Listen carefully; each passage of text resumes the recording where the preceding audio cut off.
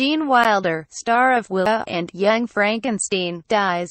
Actor and writer Gene Wilder, who brought his signature manic energy to films such as The Producers, Blazing Saddles, Young Frankenstein, and the role that forever ensconced him in the collective memory of a generation of children, Willy Wonka and the Chocolate Factory, has died. He was 83. Wilder died early Monday at his home in Stamford, Connecticut, of complications from Alzheimer's disease, according to a statement from his nephew Jordan Walker-Pearlman. The decision to wait until this time to disclose his condition wasn't vanity, but more so that the countless young children that would smile or call out to him, "There's Willy Wonka," would not have to be then exposed to an adult referencing illness or trouble and causing delight to travel to worry, disappointment or confusion. The statement read, "He simply couldn't bear the idea of one less smile in the world." In the first of his three pairings with director Mel Brooks' 1967's The Producers, Wilder endeared himself to audiences as the anxious accountant Leo Bloom, a nebbish drawn into an elaborate scheme to create a surefire theatrical flop. Wilder's pale blue eyes flashed on the movie screen, which helped lend him the profoundly soulful quality for which he became known. In roles such as Blazing Saddles, washed-up gunslinger, and Silver Streak's book editor, he exuded a gentleness and warmth.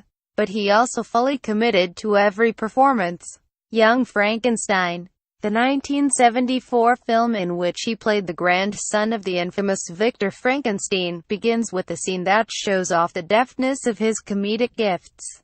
As the pompous surgeon Frederick Frankenstein concludes a lecture, Wilder seems cool and slick, but when questioned about his grandfather's work by a student, he ramps up into a hilarious screaming fit, allowing us to see just how fragile the young doctor's composure truly is.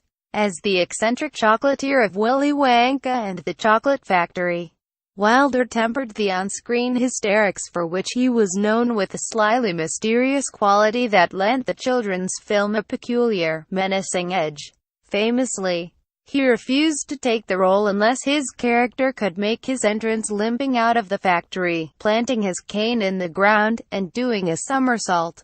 When director Mel Stewart asked him why, Wilder said, "Because from that time on, no one will know if I'm lying or telling the truth." As a result, it's Wilder's performance in Wonka that's perhaps his most indelible. He shades his cheerful confectioner with a capriciousness that serves to keep a film about a candy factory from feeling saccharine. Wilder's 1984 marriage to comedian Gilda Radner turned the couple into latter-day Hollywood royalty. Separately, both performers had been hugely popular. Together, they were beloved. Just 5 years later, however, Radner died of ovarian cancer, leaving Wilder devastated, according to his 2005 memoir, Kiss Me Like a Stranger, My Search for Love and Art. He went on to help found Gilda's Club, now known as the Cancer Support Community, an organization that provides social and emotional support for cancer patients and their families. Wilder and Radner appeared together in 3 films. He remarried in 1991. Wilder co-wrote the screenplay for Young Frankenstein with Mel Brooks, and later in life he turned to writing full-time, producing 3 novels and a collection of short stories.